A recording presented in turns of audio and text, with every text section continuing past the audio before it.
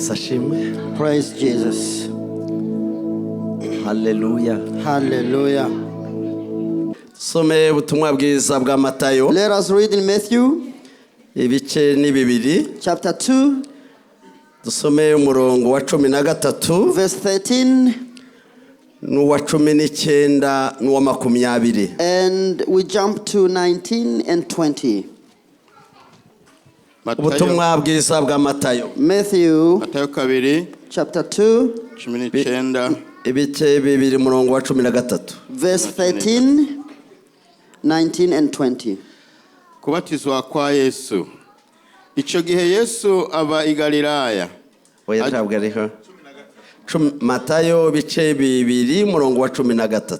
Matthew chapter 2 verse 13. Matthew chapter Bamaze 2 kugenda. Yes. verse 13. Guhongira muri Egiputa. Bamaze kugenda, umumarayika w'umwami Imana yiyereka Yosefu mu nzozi. Aramubwira ati vyuka ujana umwana na nyina uhongire muri Egiputa ugumeyo gushitsaho nzokubaririra kuko Herode agira arondere umwana ngo amwice. 19. Herode amaze gutanga, umumarayika w'umwami Imana yiyereka Yosefu mu nzozi ari muri Egiputa. Aramubwira ati vyuka ujana umwana na nyina uje mu gihugu c'Isirayeli kuko abarondera kwica umwana bapfuye. Abaronderaga kwica umwana bapfuye. So mu butumwa bwiza bwa Luka Luke ni ibice none bibiri umurongo wa 40. Luke chapter 2 verse 40. Urasoma no wa 52. And you will skip to 52. Luka bice bibiri umurongo wa 40. Luke chapter 2 verse 40. Kandi uno mwana arakura, uwo mwana arakura, agwiza inkomezi, yuzuzwa ubwenge, ubuntu bw'Imana bwari kuri we. Umurongo wa 52. 52. Kandi Yesu agwiza ubwenge no gukura, arabyiruka no gushimwa n'Imana n'abantu. Ashimwa n'Imana n'abantu. Amen. Aya niyo magambo Imana yanshize ku mutima ngo tugane. These are the words that God has put on my heart so that we can share with you. Yesu urufatiro rw'amashimwe yacu. Jesus is the foundation of our praises. Yesu musingi wishimwe ryacu. Jesus the foundation of our praises. Uyu mwaka ufite amahinga 52. This year has got 52 weeks. Iringiri turimo uyu munsi ni rya kabiri. This one here that we are in today is the second one. Kugira ngo tuzawurangize dusigaje amahinga 50. So for us to finish the whole year, there are 52 weeks remaining. Dufite impamvu rero zo gushima Imana. So we have the reasons to thank God. Imana yaratuzigamye muri byinshi byaduhigaga. God have protected us among those things that were chasing us. Iyo duhaye tuvuga gushima, If we are saying about thanking God, hari iryo jambo turimara imbaraga. Sometimes we don't give enough power to that word. Kuko tutabasha kubivuga mu buryo bwagutse. Because we cannot say in a right way. Haramoko atatu y'amashimwe. There are 3 types of thanksgiving.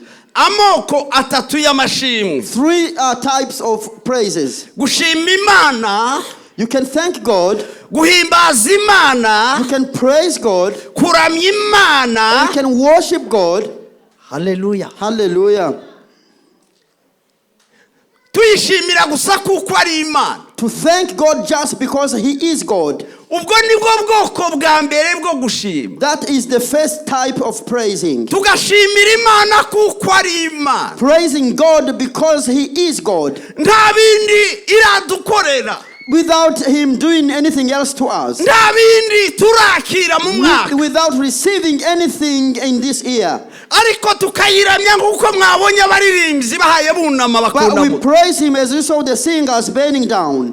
Yo, hallelujah. Hallelujah. Umuntu ashobora kuramya Imana acecetse. You can praise God while you are quiet.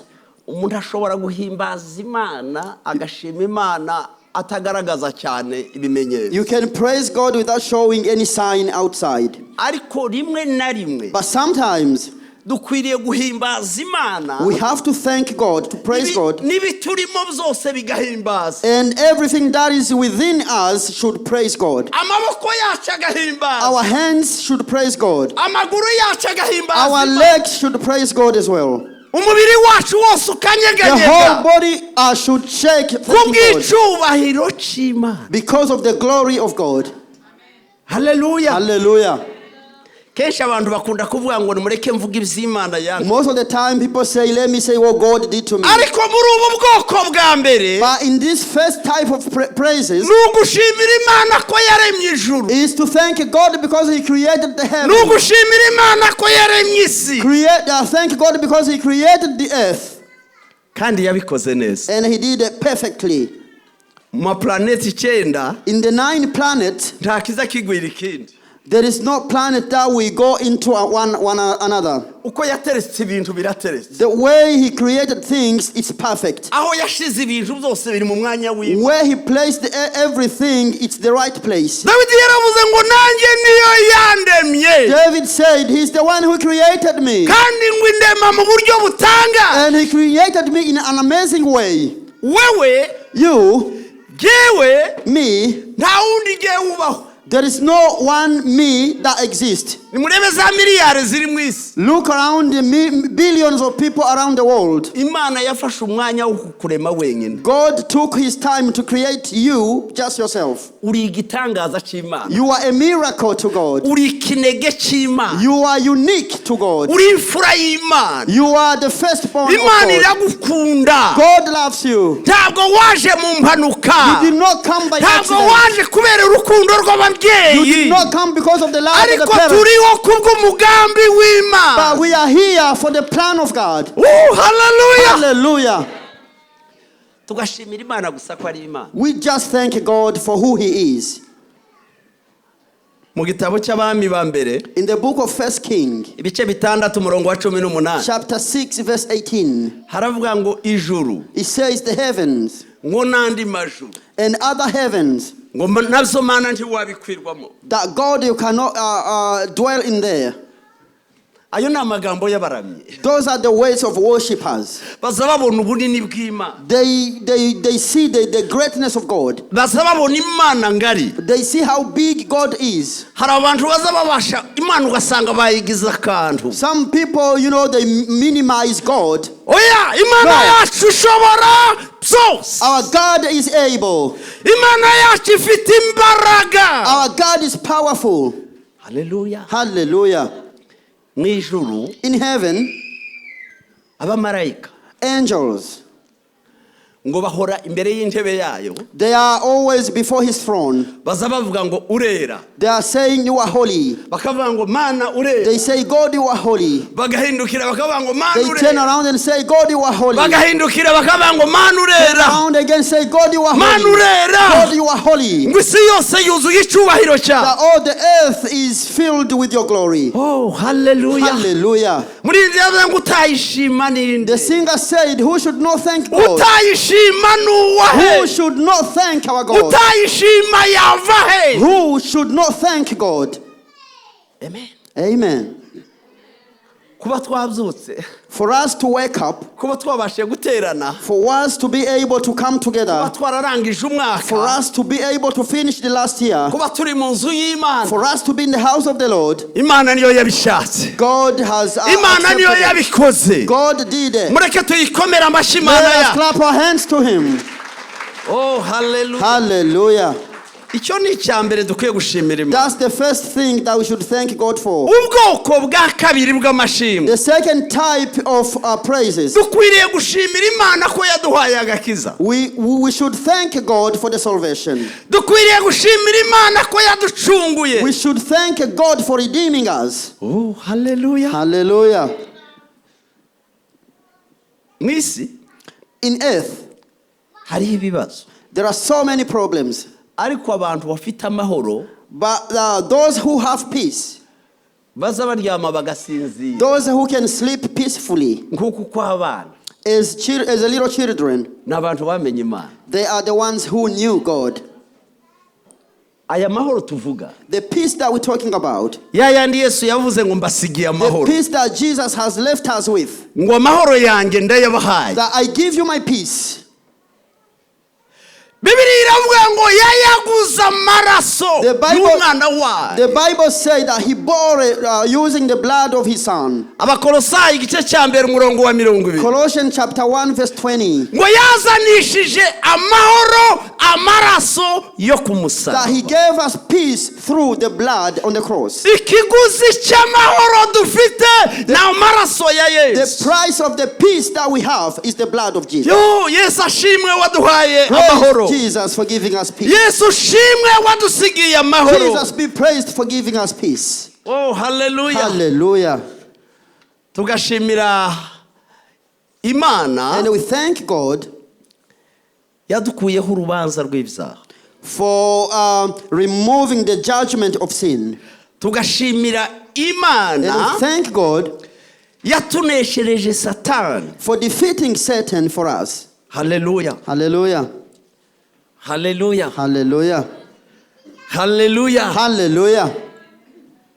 Tugashimira Imana ko nta rubanza And we thank- rukiri ku bari muri Kristo And we Yesu. thank God because there is no judgment for those who are in Jesus Christ. Amen. Amen.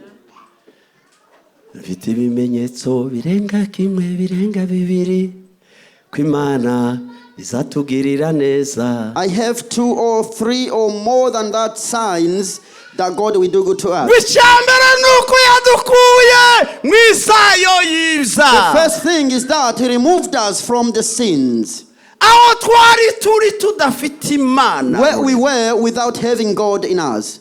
Hallelujah. Hallelujah. Hallelujah. Hallelujah. Murimbyi yaravuze ngo mu magana menshi y'abanyabyaha. The singer said, among hundreds of sinners, Nanjye yarantoranije. he chose me from Nanjye there. yarampamagaye. He called me from there. Amen. Amen. Ubwo ni ubwoko bwa kabiri bw'amashimwe. That's the second type of praises. Ni ugushimira Imana ku bw'agakiza yaduhaye ku buntu. Praise God because of the salvation that he gave us Ubwoko for free. bwa gatatu bw'amashimwe The third type of praises ni imirimo Imana idukorera. are the deeds or the things that God Ni do to imirimo us. Imana ikorera imiryango Things yacu. that God does for our families. Ndetse tukayishimira n'ibyo izadukorera. And we thank him for what he will do for us in the future. Amen. Amen. Amen. Amen. Abakristo bakuze Christians who are old, bazi gutahura bakamenya ibyo Imana yakoze. they understand, they know what God has done for us. Ariko n'ibyo bahaye basengera bafite uko batangira gushima batarabibona. But even those needs that they have, they start thanking God even though they haven't been answered. Hallelujah. Hallelujah. Hallelujah. Hallelujah. Ukavuga ngo Imana ku bwa Yesu izangirira And you neza. say, God, because of Jesus, he will do good to me. Bibiri iravuga ngo yaduhaye umwana The wayo. Bible says, the one who gave us his son, Ngo izaburite kumuduhana n'ibindi byose. why not? He's not going to give him to us, including everything. Amen. Amen. Dawidi yabwiye Mifobosheti. David told Mephibosheth, Aramubwira ngo nzakugirira That I neza will do ku good to bwa you. so Yonatani. because of your father Jonathan. Reka mbabwire muri iki gitondo ngo Imana izitugirira Let me neza tell you ku this bwa morning Yesu Kristo that umwami wacu. God will do good to us because of Jesus our King. Hey, hallelujah. Hallelujah.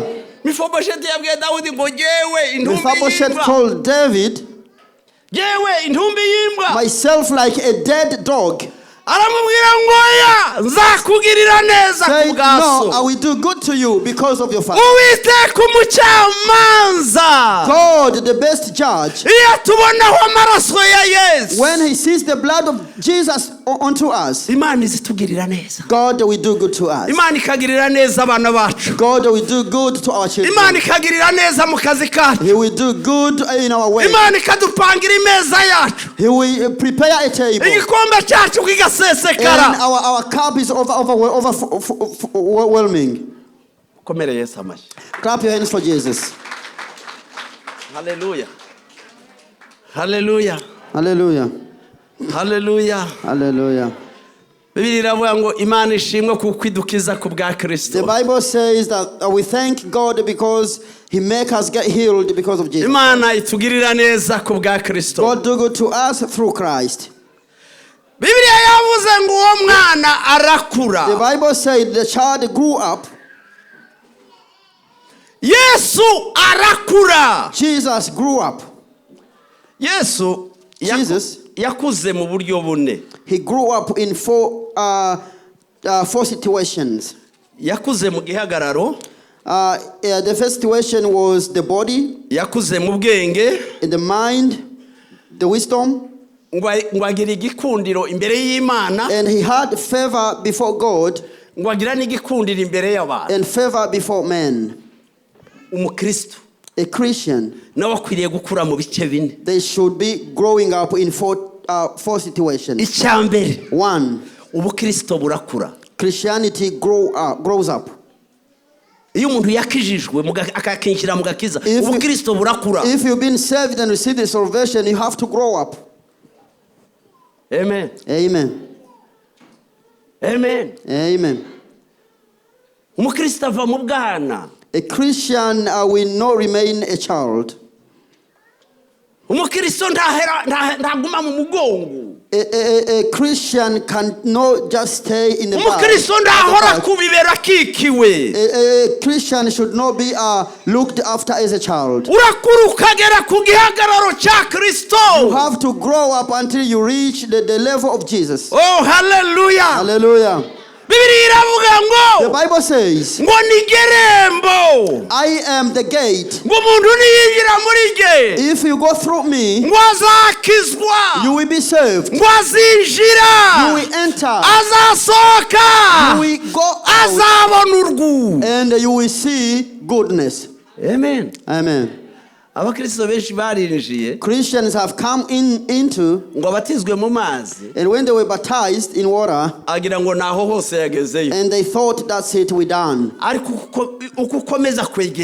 the way you continue to go near to God, you will continue to know God more. You will continue to know the power of God. You will understand the love of God.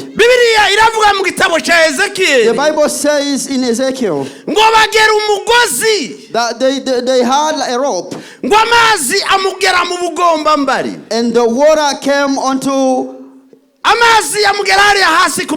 The water was on this level. And when they measure again, when they were walking, the water came into the level of the knees. And when they measure again, and when they were walking, the water was at this level. And they measure again, and the water came onto the chest. That's how the Christianity is. The way you enter into God, that's the way you enter into His blessings. That's where you go from glory to glory. And you go where you have to swim. When the water is at this level, a swimmer will swim. That way you will be taken by water. Sometimes we reach a level where Christianity is no longer a burden, where salvation is not a burden anymore. Hallelujah. Hallelujah. That you are happy with Jesus, but you are satisfied with salvation. You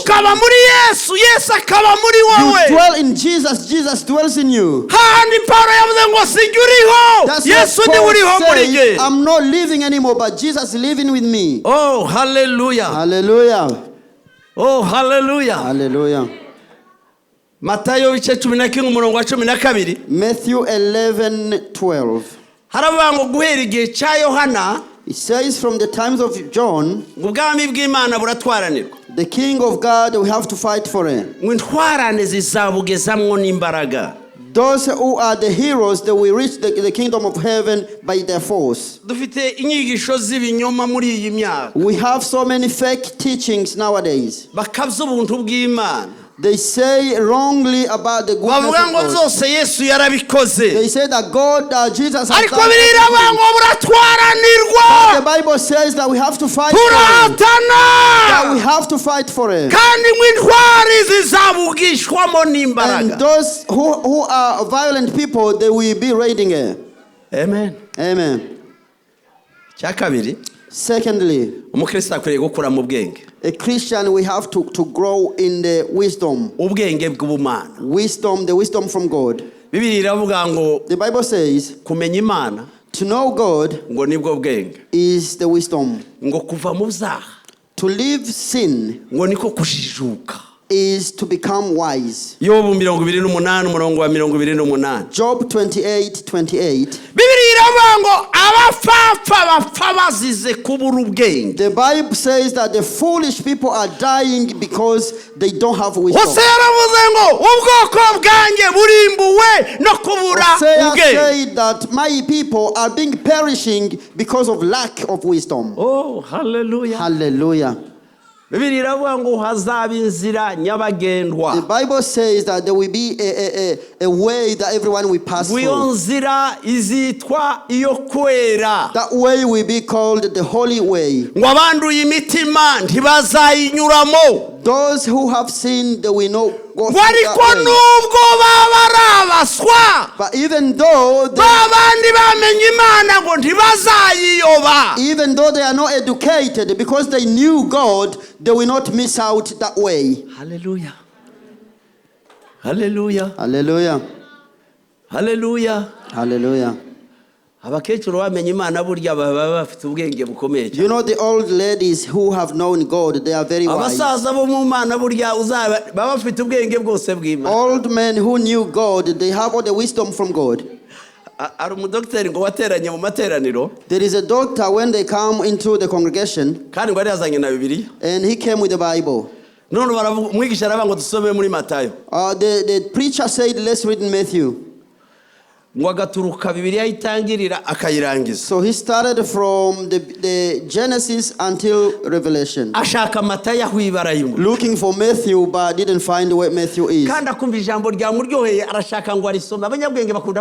But he was enjoying the way they wanted to read, because wise people want to read. And he looked on the side, there was an old lady. And the old lady was on that page. Yo, hallelujah. Hallelujah. And asked an old lady, how did you see Matthew? Yo, hallelujah. Hallelujah. Times, we have to go with the times. But the times will not lead us. You must be wise so that they will not call us the foolish people who go to church. That is why we gather together as smart people. And we look good even in our heart. Oh, hallelujah. Hallelujah. The earth, the people of the world, they don't understand. They get confused. Because if someone who is not saved, when they come to church, if they find you seated like that quietly, they can see that you are a miracle. But it's because our Father is a miraculous person. Oh, Yesu wacu ni igitanga. Our Jesus is miraculous. The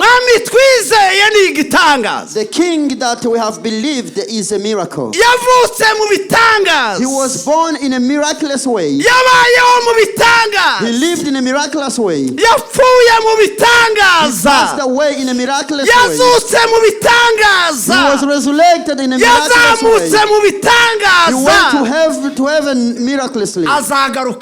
And he come back in a miracle as well. Let us praise our Jesus.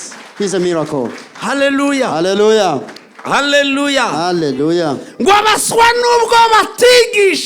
The foolish people, even though they are not educated,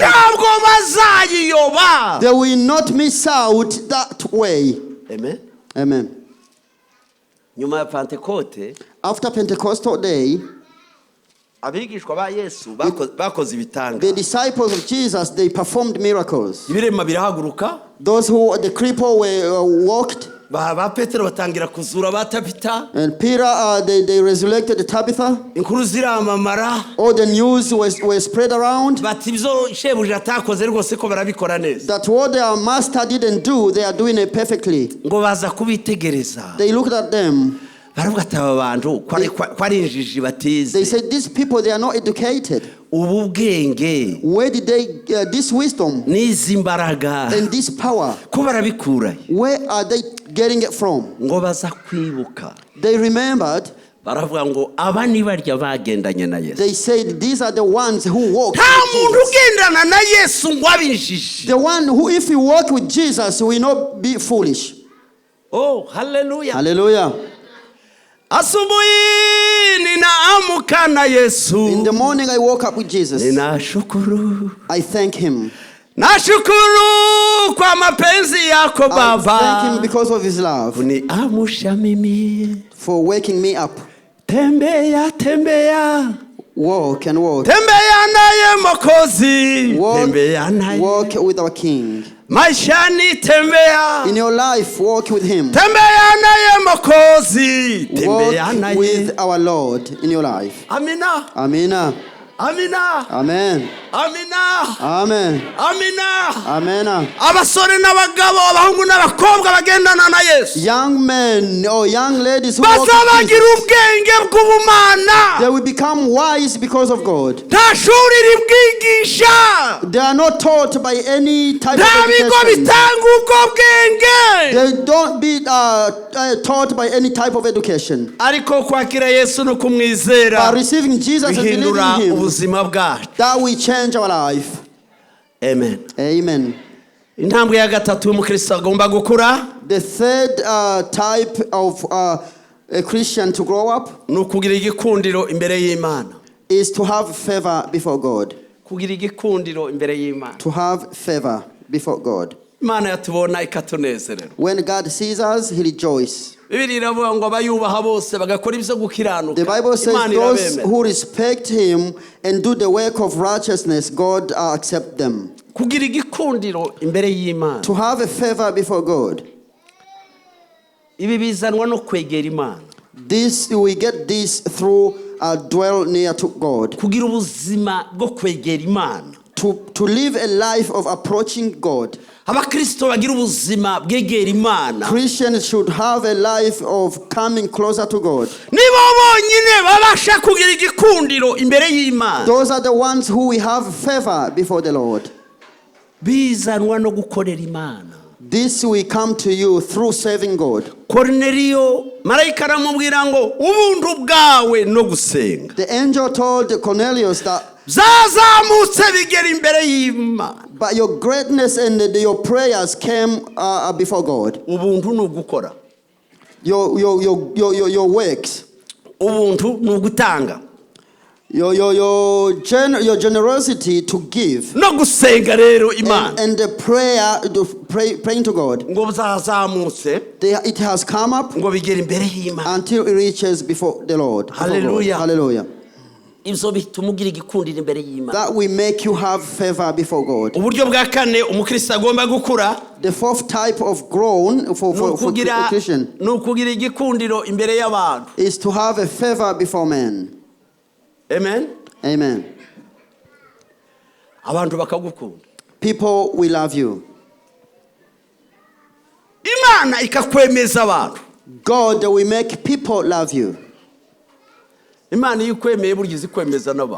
God accepts you, he will make people to accept you as well. Hallelujah. Hallelujah. When God accepted Joshua, he made Israelites to accept him as well. Let God make your neighbors accept you.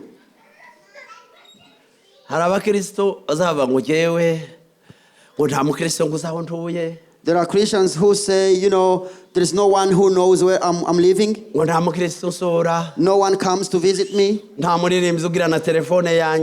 even the singers, they don't have my telephone number. You are the one who has the problem. Do not say that it's others. Just come closer to God. And grow up before God so that you have favor before God and men. Oh, hallelujah. Hallelujah. Oh, hallelujah. Amen. The Bible says that child grew up. The child grew up. He grew up physically. He grew up in his wisdom. And he had favor before God. And favor before men. Amen. Amen. Those wise people,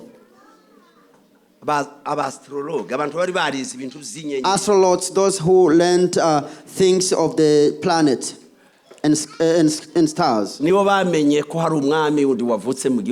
were the ones who knew that there is another king who was born in that country. Even though the world received the child, but Jesus came as God. The heaven sent God, and the earth received the child. But the wise people knew the secret. They understood that a special child was born. They understood that in a country there is a special child who was born. They came to worship him. But they went into another way. That's normal for human beings. They went to Herod's house and said, we are come to worship a child who was born. We saw a star showing us a child, a king was born in this country. And Herod was still in his term of leading. He got confused. He was shocked and said, where is the king born? He was not ready for the coup. And the king who is coming, where is he from? And told him, follow the star. If you see where he is, just come tell me so that I can go to see him. But he was planning to kill him without so that he cannot replace him. The kingdom of God, the people did not understand what it is. He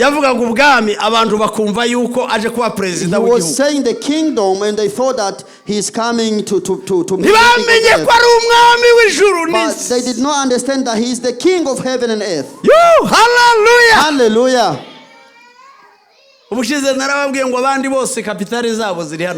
Last time I told you that everyone, all the capital cities are here.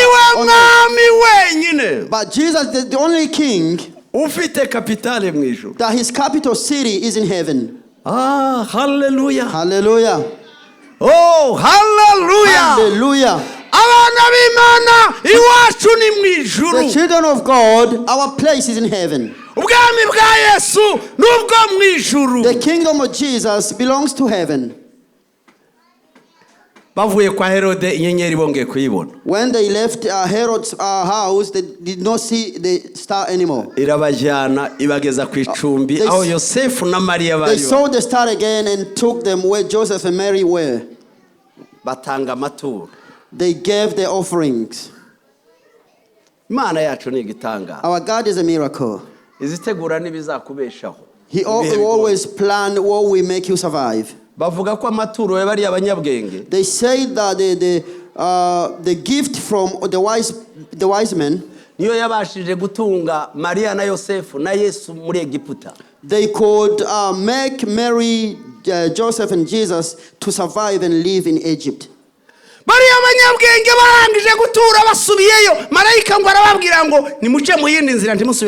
When the wise people went back, the angel told them, don't go back to Herod's way, go through another way.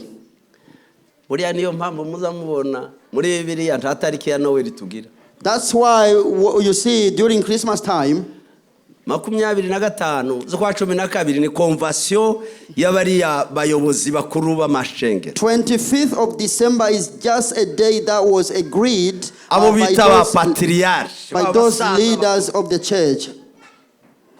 nusoma Pasaka uzasanga itariki yayo muri Bibiliya. If you read in the Bible, you will see the day of Passover or Easter. Pentecote uzasanga amatariki yayo muri Bibiliya. You will see the date of Pentecostal day in the Bible. Ariko Noel, but Christmas, ngo bajinama baravuga bati yavutse ryari n'itariki ye yavutse. They just sat down and have an agreement. When was he born? Bagashaka.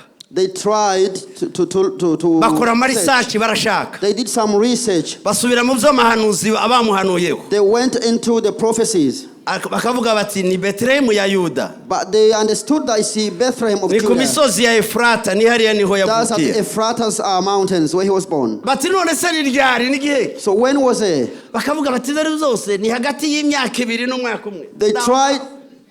They tried to think it might be 2 or 1 Herod aravuga tumve before rero Christ. mugende mufata abana bose bari munsi y'imyaka 10 y'imyaka 2 bose. Herod said just go and kill every children under 2 years old. Bashakishiriza muri ayo matariki y'imyaka 2. They tried to think about those 2 years. Mwica umwana w'umuhungu uhereye ku mwaka umwe ugeza ku myaka 2. That you kill every child who is between 1 and 2 years old. Abana barapfa bazira Yesu. All the children passed away because of Jesus. Banza ariyo mpamvu Yesu ari inshuti y'abana cyane. That's why probably Jesus is the friend of the children. Yaravuze ngo bameze batya ubwami bwo mu ijuru n'ubwabo. He said those who are like these children, the kingdom of heaven is theirs. Oh, Yesu ashimwe cyane. Praise Jesus.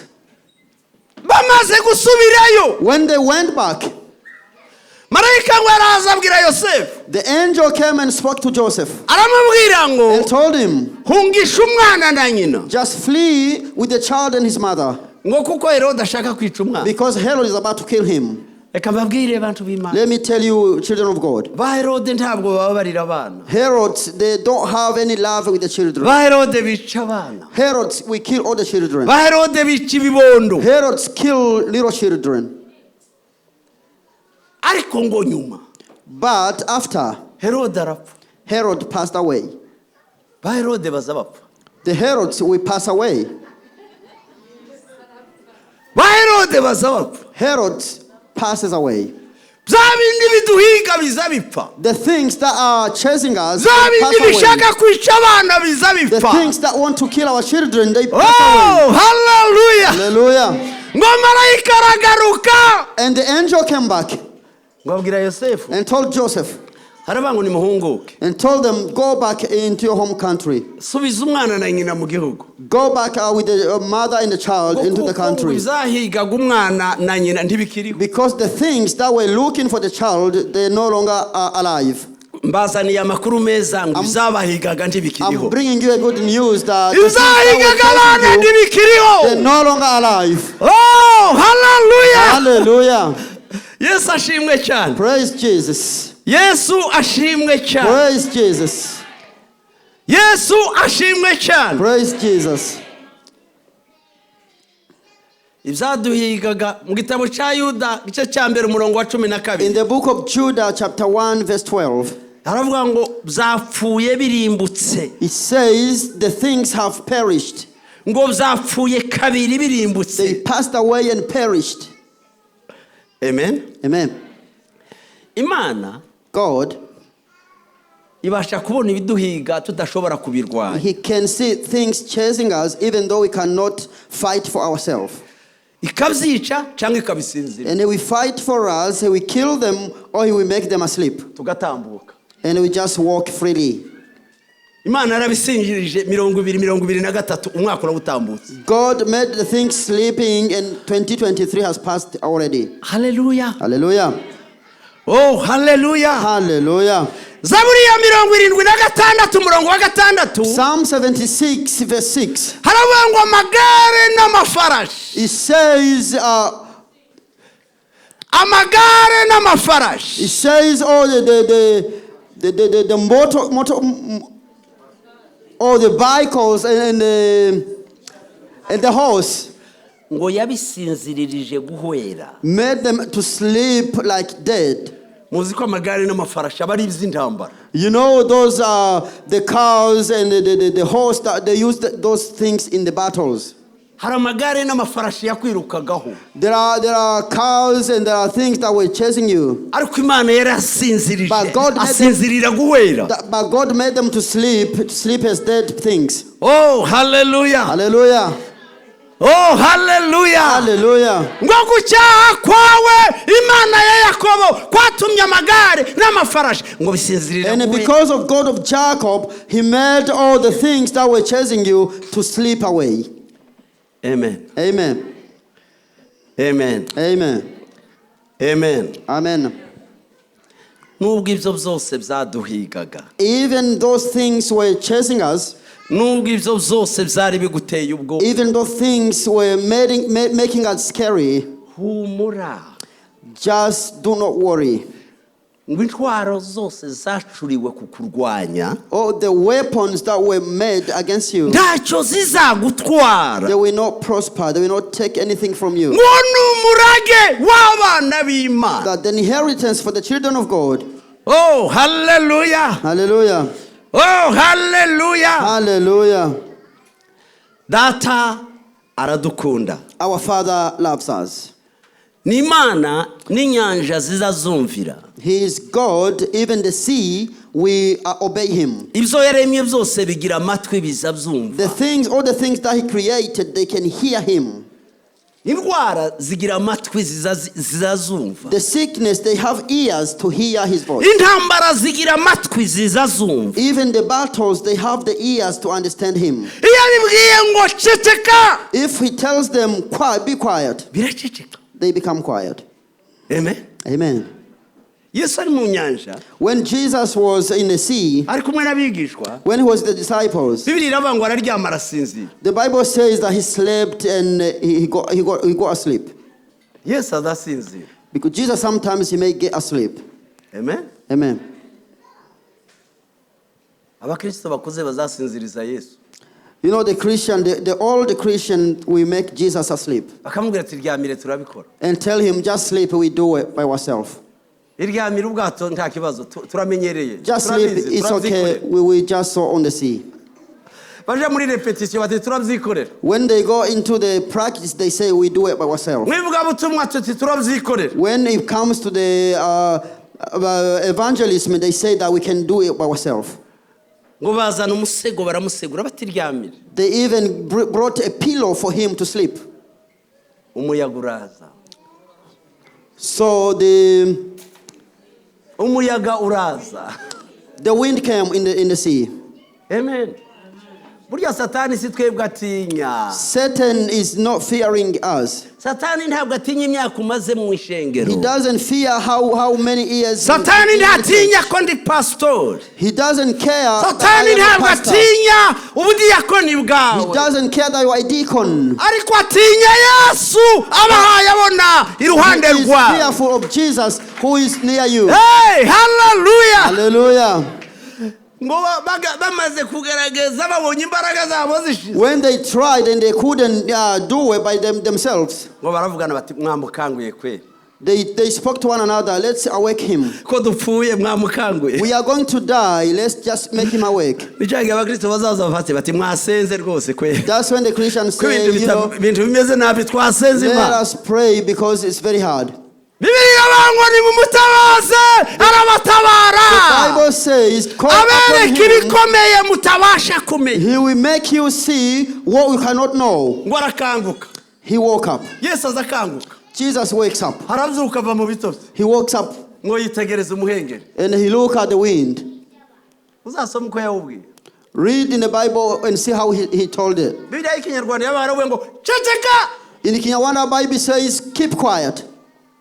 Iyo usomye Bibiliya y'igifaransa In the French Bible, yarawubwiye ngo tais-toi. he told them, shut up, Tais-toi. shut up. Reka mbabwire. Yesu yadutabaye. When Jesus is coming on your rescue, Yesu yaje turi mu bibazo. when he comes when you have problems, Ntabwo aza negosya. he doesn't negotiate. Ntabwo azaza hayakoma amashi mwandekeye umwana. He doesn't come saying, just Bibiliya leave my bango father ni alone. uvuga bikaba. The Bible says he's the one who says and it Kandi happens. ngwi yategetse birakomera. And when he says, things will happen. Ayiwe, hallelujah. Hallelujah. ntawayikoma mu nkokora. There is no one who can defeat him. He's the one to be believed. He's the one to be believed. When he says it happens, and when he commands, it will come to pass. Let Jesus command. Oh, hallelujah! Hallelujah! Oh, hallelujah! Hallelujah! Let me tell you, Satan is always our accuser. There are Christians who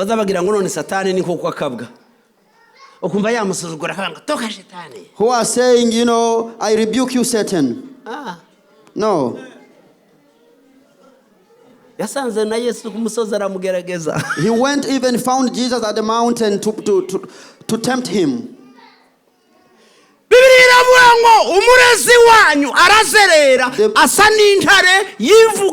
The Bible says your accuser looks like a lion and he's moving around all the time. But listen, there is a good news. Our Jesus is the lion in the family of Judah. Oh, hallelujah! Hallelujah! If Satan is coming to us as a lion, Jesus will protect us as a lion of Judah. Hallelujah! Church of God, we are protected. Children of God are protected. Let us clap our hands to Jesus. Hallelujah! Hallelujah! Hallelujah! Hallelujah! Let us ask our reader to read for us in the book of Exodus. Exodus 11, verse 7. We are going to pray to God. Exodus chapter 11, verse 7. Ariko mu Bisirayeli mu bana b'Imana nta n'umwe azogira icyo aba. Among the Israelites, not a dog will bark at any person. Ari umuntu cyangwa igitungano. Not a dog or a person, an animal. Haba n'uw'imbwa izogwagwarira.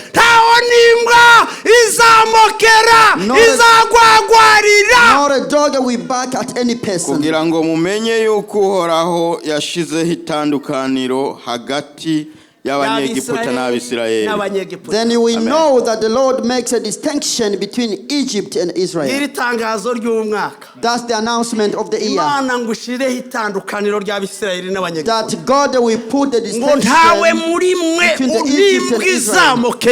That there is none of you any dog that will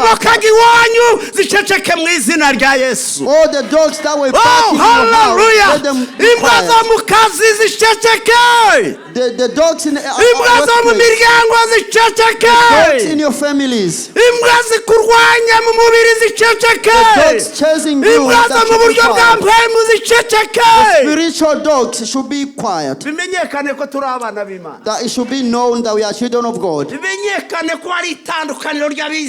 it should be known that there is a distinction between the believers and non-believers. Hallelujah. Let God remove all those things neglecting you. We do not want any dogs. No dogs in our youth. We don't want dogs in our children. Let God remove all the dogs in you. Hallelujah. Amen. Hallelujah. Amen. Hallelujah. Amen. Hallelujah. Amen. David, he needed only one stone. Just one stone. Say one stone. So that people will not disrespect Israel anymore. Let God give you just one stone. 2024, let God give you one stone. So that no one will disrespect your family. all your body, igisuzuguriro kive mu muhamagaro wawe, or in your calling, dukorera Imana ya Isirayeli, and serve God of bimenyekana ko Israel, Imana yashizeho itandukaniro so there should be no hagati ya Isirayeli between Israel n'abanyegiputa. and Egypt. Imana idufashe. May God help Muhaguruke us. dusenga Imana, Just raise up so that we can pray muhaguruke to God. twubahe Imana yacu. Raise up to respect God. Tugiye gusenga Imana, We are going to pray to God. tugiye gusenga We Imana. are going to pray to God. Imana igwishurirwa May God give you a prophecy mu mashimwe y'umwaka. in the Thanksgiving of this year. Imana iguhe gukura Let God give you muri help uyu you to mwaka, grow up. uzakure mu In gakiza, this year you grow up in a mu salvation. ntambwe z'agakiza, In the steps of salvation. mukomere mutanyeganyega, That you should be strong and not be shaken. mudasubizwa inyuma n'imyuka And mibi. do not go back because of bad hallelujah. spirit. Hallelujah. Kandi mumenye ko neza And they should know clearly ibyabahigaga that all the things that were chasing you, ntibikiriho, they no longer alive. izabarwanyaga ntibikiriho. The things that were against you, Komeza urugendo, continue the change. korera Imana yawe, Serve your God. kuko Herode ntakiriho, Because Herod is no longer kuko alive. abadayimoni bakurwanyaga. Because the demons, Imana hari you. izisinziriza, God has made them asleep. ibindi ikabihwereza. And others we die. Ifite uko yabikora neza. God knows the way He will do it. Tugiye gusenga We're Imana. going to pray.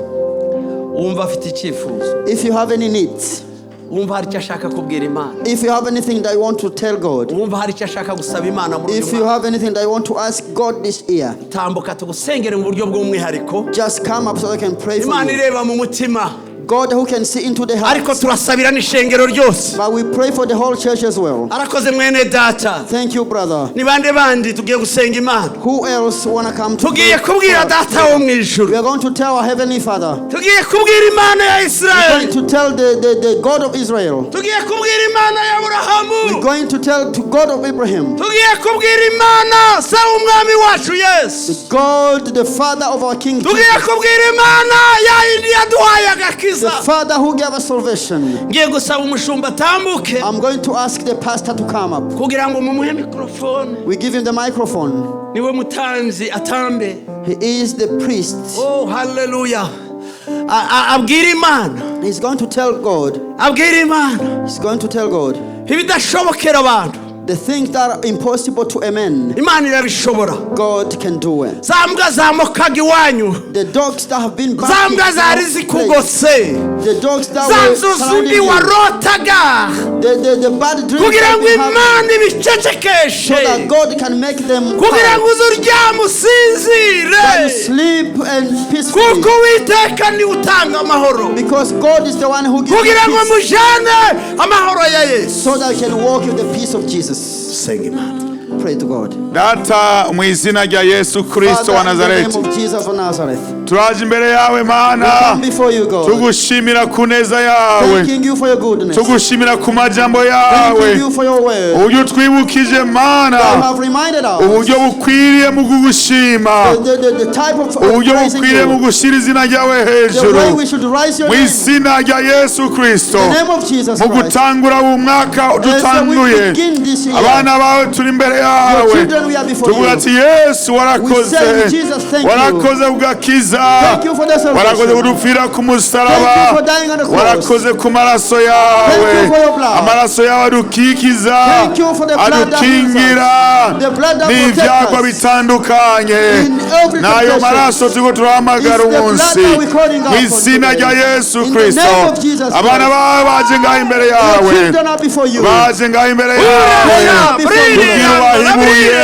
They are before you. ubahibuye Give them one stone. uburyo wahaye The Dawidi stone that you gave to kugira David. agasuzuguro, So that they cannot be amagwara, disgraced. ibyago bitandukanye, uwo mwaka batanguye, As we mu start izina rya Yesu Kristo, Yesu ntibironke ikibanza, We open the batangura place ari bazima, so that they can batangura be afite alive. amahoro, And they have amahoro peace. y'ukuri ava kuri wewe, Ura amahoro maso, watanguye choraba. ikiguzi, Ura amahoro watanguye ikiguzi, ikiguzi cy'amaraso yawe, Price of your n'ayo blood. mahoro bakeneye, amahoro y'ubuzima, Just say peace in amahoro yo muri your life. mwemu The peace in the mu spirit. izina rya Yesu Kristo In the name of Jesus turabakikije n'amaraso yawe Surround them with the blood of turabakikije Jesus. n'amaraso yawe Surround them with the blood. amagwara akire amagwara kibanza afise mu izina rya Yesu Kristo ubasuje mugashire ku yindi ngazi